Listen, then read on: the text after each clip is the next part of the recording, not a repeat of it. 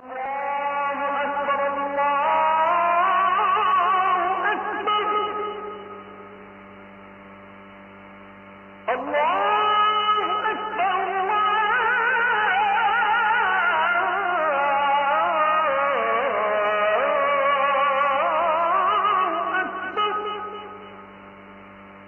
আসলে লজ্জার বিষয় না। আমরা অনেকেই এই প্রশ্নটা সম্পর্কে জানতে চাই না, কখন আসলে নামাজের অজু ছুটে যায়।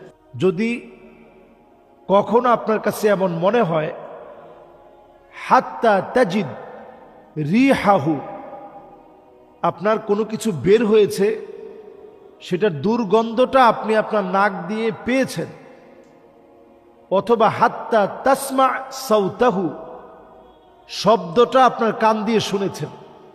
অনেক সময় হয় যে আপনি একটু মোটা মানুষ, নড়াচড়া করতে গেলে আপনার কাছে মনে হয় যে কিছু একটা মনে হয় বের হয়েছে, কিন্তু আদৌ কোনো কিছু হয় নাই।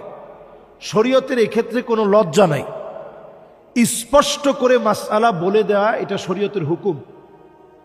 এজন্য যখনই আপনি এরকম মনে হবে যে আপনি ঘ্রাণ পেয়েছেন, গন্ধ পেয়েছেন, অথবা আওয়াজ শুনেছেন, তখনই আপনার অজুটা ছুটে গেল। আপনি যেটা করবেন, যদি ওই নামাজ পড়াকালীন সময়ে আপনি ইমামের পিছনে ইক্তেদা করতেছেন, অজুটা ছুটে গেছে, আপনি গিয়ে অজু বানায় আসবেন। যদি এসে সেম রাকাত পেয়ে যান, কোনো অসুবিধা নাই। যদি ওই রাকাতটা আপনার কাছ থেকে ছুটে যায়, শুধুমাত্র ওই একটা রাকাত আপনি মাসবুক হলেন, আগে যা পড়ছেন সমান সমান। যদি কারোর সঙ্গে আপনার কথা না হয়, অজু করতে গিয়ে কারোর সঙ্গে আপনি কথা বলবেন না, চুপচাপ আপনি, ইমাম দাঁড়িয়ে আছে, আপনি যেখানে দাঁড়াইছেন ওইখান দিয়ে চলে যাবেন। যদি লজ্জা পান, মাথাটা ঢেকে চলে যাবেন, কারোর সঙ্গে কোনো কথা বলা যাবে না। অজু করে এসে আপনি নামাজে দাঁড়াবেন।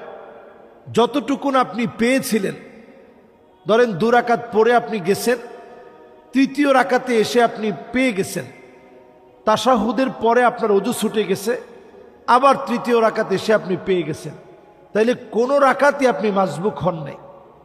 আর যদি তৃতীয় রাকাতটা ছুটে যায়, আপনি একটা রাকাত ছুটে গেছে, শুধু অতিরিক্ত একটা রাকাত পড়বেন। পুরা নামাজকে আপনার দৌড়াতে হবে না, শুধু একটা রাকাত আপনি পড়েন। ইয়াসসিরু ওয়ালা তুআসসিরু, বাশশিরু ওয়ালা তুনাফফিরু। আল্লাহ ইসলামকে বড় সহজ করেছেন, কঠিন করে নাই। আল্লাহ শুভ সংবাদ দিয়েছেন, আপনাকে আমাকে কঠিন করে আল্লাহ তাআলা দুঃসংবাদ দেননি। ইসলামকে আল্লাহ তাআলা এতটা সহজ করে দিয়েছেন।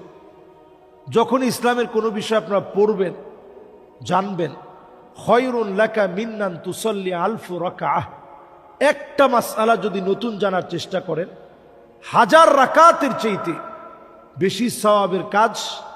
1000 রাকাত নামাজ পড়লে যেমন সওয়াব হতো, এর চাইতে বেশি সওয়াব বান্দার আমল নামে আল্লাহ তাআলা দান করে দিবেন। সুবহানাল্লাহ বিহামদি।